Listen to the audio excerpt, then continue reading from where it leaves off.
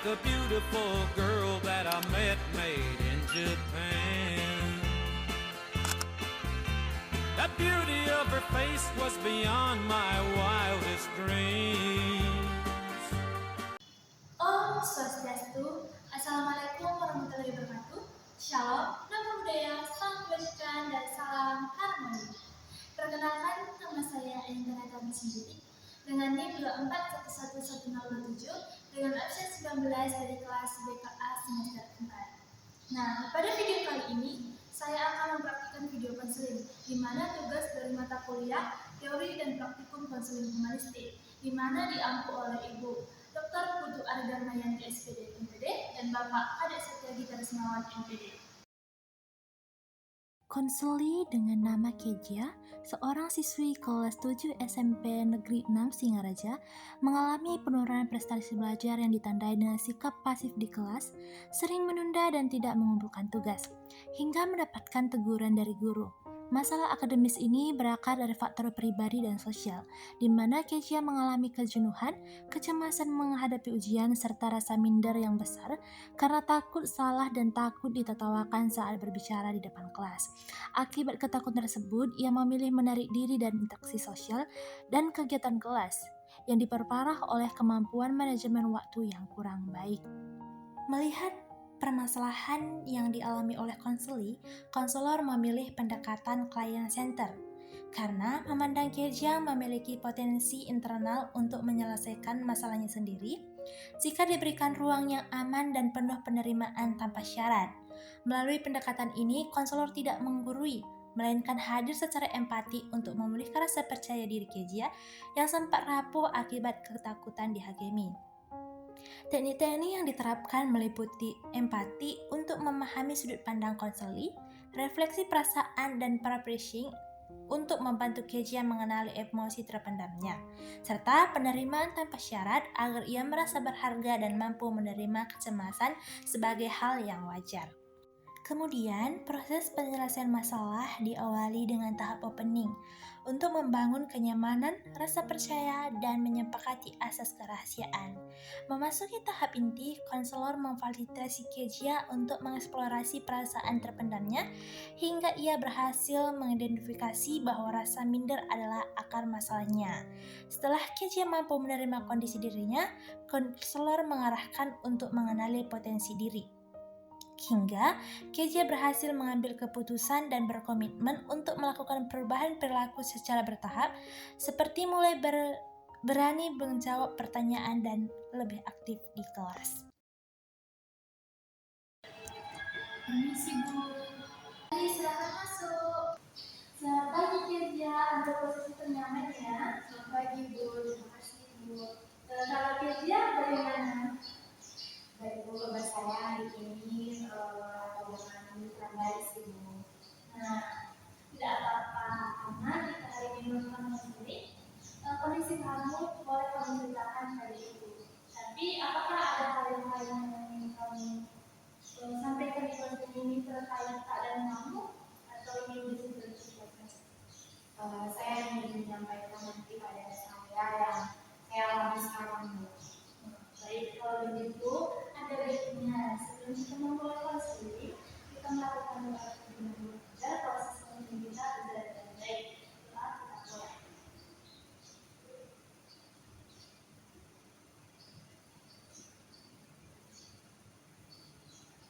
Berdoa selesai. Oke Kezia, jadi kita mulai konseling kita hari ini. Kamu tidak perlu merasa sanggup apalagi takut ya. Oke Bu. Dan izinkan Ibu untuk mencatat segala jawaban yang kamu sampaikan hari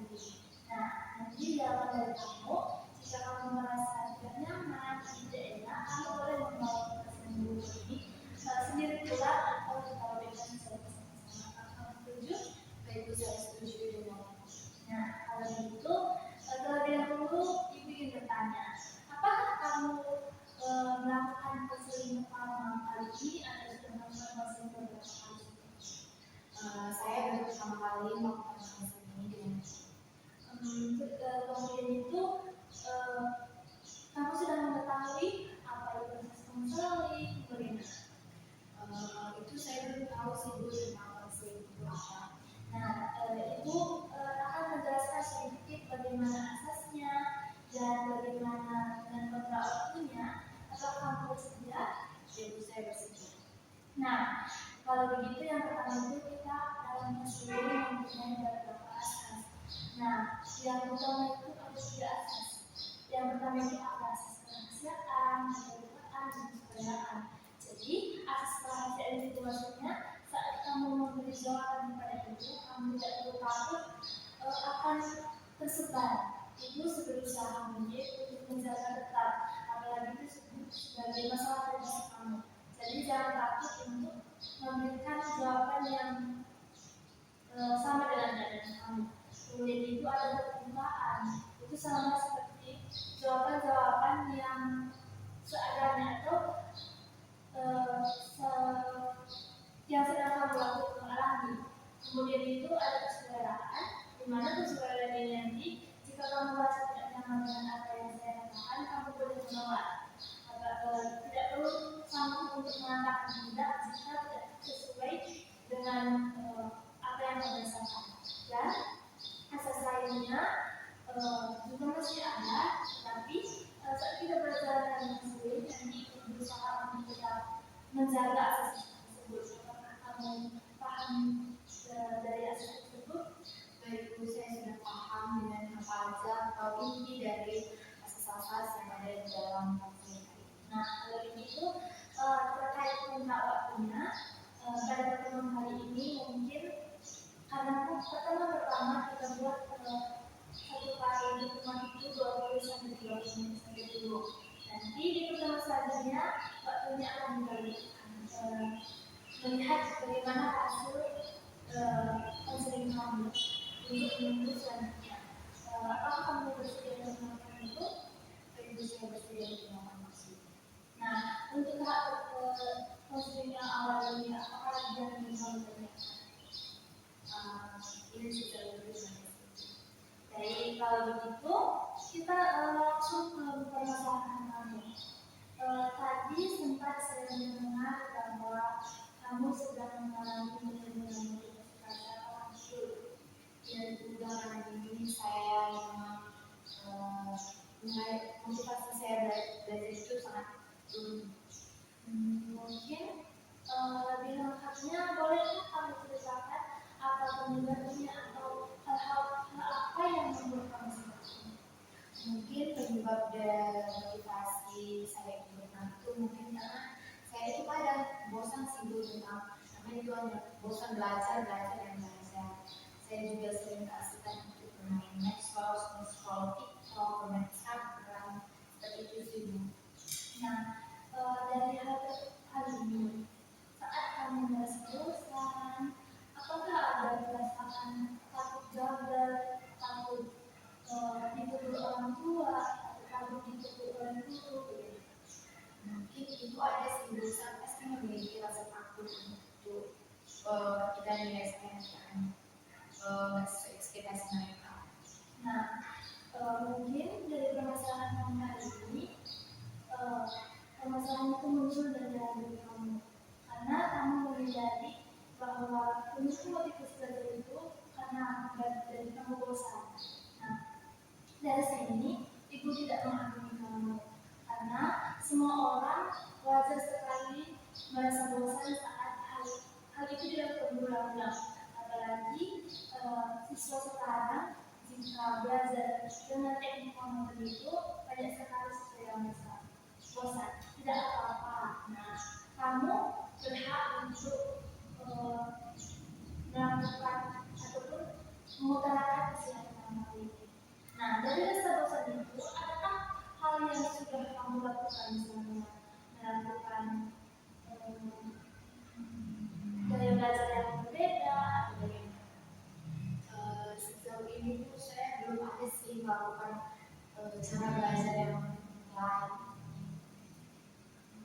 Kemudian, jika kamu selalu melakukan hal ini berulang-ulang, apa yang dampak sudah kamu alami sekarang?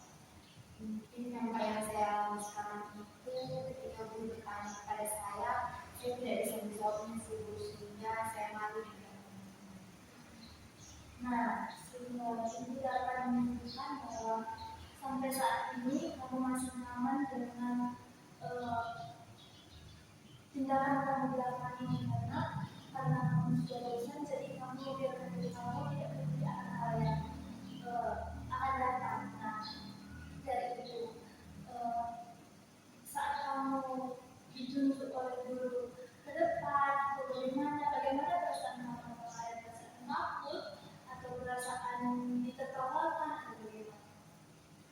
Mungkin saya takut dan gugup karena saya tidak tahu apa yang bisa saya dulu.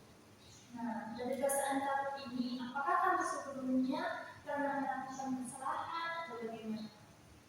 Sebelumnya saya pernah melakukan kesalahan dulu saat saya menjawab pertanyaan dari guru juga. Di situ saya salah menjawab dan saya diketahui. Nah, ini juga permasalahan yang sangat umum. Jadi dari hal ini, apakah ada faktor lain yang mempengaruhi kamu bosan atau ada misalnya gurunya yang pemilih, gurunya yang hanya memberikan tugas atau ada tekanan dari keluarga yang tidak mendukung atau bagaimana? Mungkin karena saya malas belajar itu karena seperti ibu. Dulu saya itu adalah orang yang rajin. Tapi ketika saya sekali menjawab pertanyaan dan itu salah, dan itu ditertawakan oleh teman-teman, jadi dari situ muncul pemikiran bahwa saya itu pikir bahwa saya tidak ada yang belajar. Nah, ibu paham sekali tentang perasaan yang karena mahasiswa yang seperti kamu, karena sebelumnya dia adalah mahasiswa yang berprestasi, karena sekali melakukan kesalahan dia merasa dirinya rendah di hadapan orang lain. Itu perasaan yang wajar. Nah, selain itu apakah pernah ada tekanan dari orang tua atau keluarga? Mungkin kalau tekanan dari orang tua dan keluarga itu ada sih Bu. Saya dipaksa untuk harus memiliki nilai yang tinggi. Nah, mungkin ibu dapat menarik beberapa poin mengenai permasalahan kamu. Yang pertama itu kamu besar. Kemudian kamu ingin selalu mendapatkan yang terbaik. Sedangkan saat kamu melakukan kesalahan, kamu langsung memikirkan bahwa diri kamu itu bodoh atau bagaimana. Betul kan? Betul. Nah, kemudian selanjutnya itu ada juga tekanan dari keluarga bahwa keluarga meminta untuk kami melakukan yang terbaik. Nah, dari hal ini ibu ingin menanya terlebih dahulu dari diri kamu dari hal ini. Nah, agar tidak terus berulang-ulang kamu hanya merasa bosan atau beberapa hal yang kamu berikan, apakah kamu ingin melakukan berubah? Mungkin kalau dari saya juga ingin melakukan perubahan dulu karena saya juga ingin start di situ karena nilai saya juga sudah mulai turun. Nah, kalau begitu, yang pertama itu ibu harus menanyakan kalau apa yang kamu lakukan nantinya. Perubahan itu harus kamu lakukan dari diri kamu sendiri. Solusi kecil saja kalau kita. Mungkin kalau dari saya sih yang pertama dari saya itu mengubah pola pikir saya tentang belajar supaya saya tidak bosan untuk belajar. Betul sekali, kajian itu sangat pilihan yang terbaik karena saat kajian melakukan itu, kajian menerima diri kajian karena semua yang dilakukan itu tidak harus baik. Nah, walaupun kamu kadang merasa capek, tidak sesuai dengan yang kamu harapkan, itu wajar sekali. Jangan langsung merasa bosan. Apalagi nilai yang bagus itu memang keren, gitu. Tapi jika terus-terusan kamu paksa diri kamu sendiri, itu mungkin tidak baik juga. Kemudian masalah yang misalnya takut untuk kesalahan saat menjawab pertanyaan lagi, itu dia harus memikirkan hal yang lebih positif. Misalnya saat menjawab pertanyaan, dia harus membuat afirmasi positif terhadap diri dia bahwa aku bisa, walaupun dalam melakukan kesalahan itu menjadi pembelajaran. Misalnya aku bisa, aku mampu, jangan langsung ke energi negatif. Dan jika tentang orang tua itu, dia boleh berdiskusi dengan orang tua mengenai perasaan kamu saat ini, agar tekanan dari orang tua tidak mempengaruhi kondisi kamu. Misalnya jika orang tua menuntut diri kamu lebih bagus,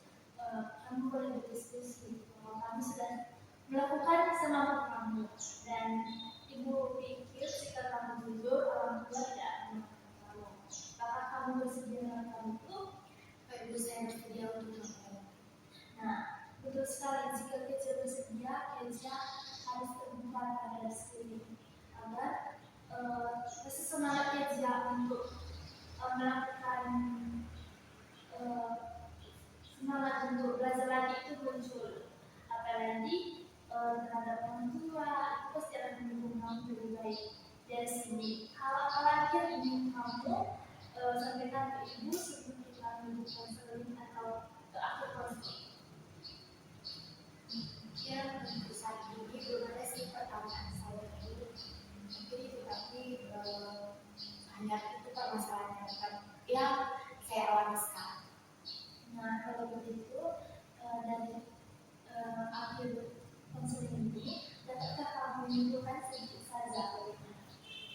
Mungkin kesimpulan yang dapat saya ambil itu, saya harus mengubah pola pikir saya tentang belajar, atau mengubah gaya belajar saya, karena itu yang menyebabkan saya bosan, saya malas, dan saya juga harus menerapkan bahwa tidak semuanya harus sesuai ekspektasi saya.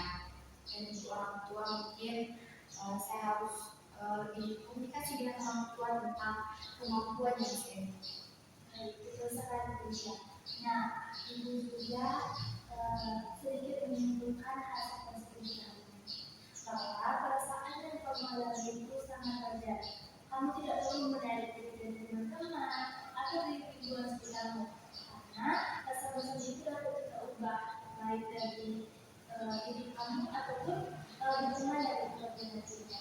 Jadi sesuai dari yang kamu sampaikan tadi, ibu sangat bangga mendengarnya, karena kami yakin kamu akan melakukan perubahan itu. Kemudian itu untuk mengatasi rasa bosan kamu tadi, mungkin kamu perlu mengubah cara belajarmu. Misalnya, jangan terlalu memaksakan bahwa semuanya harus bernilai 100, bernilai A. Terkadang kita juga harus memberi diri kita untuk istirahat. Tidak perlu semuanya mendapatkan yang terbaik, tetapi terselesaikan dengan sebesar tidak apa. Nah, untuk itu, karena selama ini orang tua kamu mungkin menuntut yang terbaik, jadi ibu mohon untuk kamu berbicara dengan orang tua kamu agar setiap yang kamu lakukan itu tidak semata-mata yang terbaik harus muncul pada kamu, agar mereka mampu menerima bahwa kamu juga bisa merasa capek atau bosan terhadap pembelajaran yang sedang kamu jalani. Bagaimana menurut kamu? Ya, Bu, saya setuju. Nah, kalau begitu mungkin konseling kita hari ini sampai di sini saja terlebih dahulu. Kita tidak perlu membahas lebih dalam karena ini masih konseling pertama. Yang ibu harapkan itu kamu melakukan perubahan bahwa rasa bosan ini nanti bisa berubah menjadi lebih baik. Misalnya jika kamu bosan, kamu melakukan pembelajaran itu melalui media-media yang menarik, kemudian jika mendapat nilai yang di bawah rata-rata kamu langsung menyadari diri. Nah, agar yang kamu lakukan itu berguna bagi diri kamu, bukan hanya untuk memenuhi ekspektasi orang. Baik, kalau begitu sejauh inilah dulu konseling kita yang pertama. Mungkin ibu ingin menanyakan perasaan kamu, bagaimana perasaan kamu sesaat kita melakukan konseling?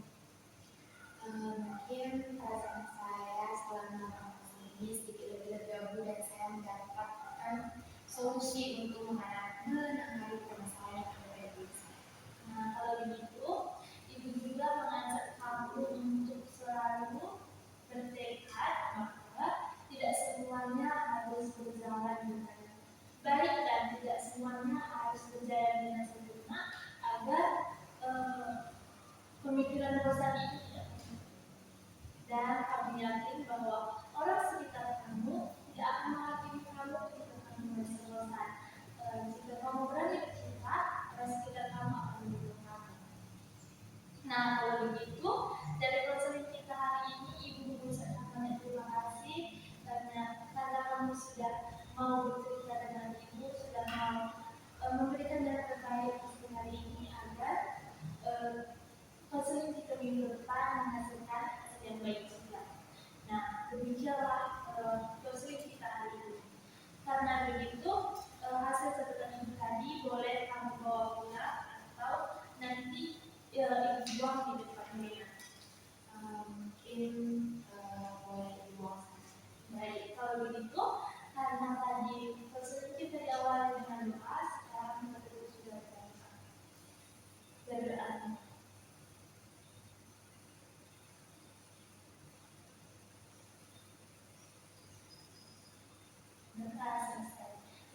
kasih ya Kezia sudah mau konseling dengan ibu hari ini, dan berharap kamu melakukan perubahan.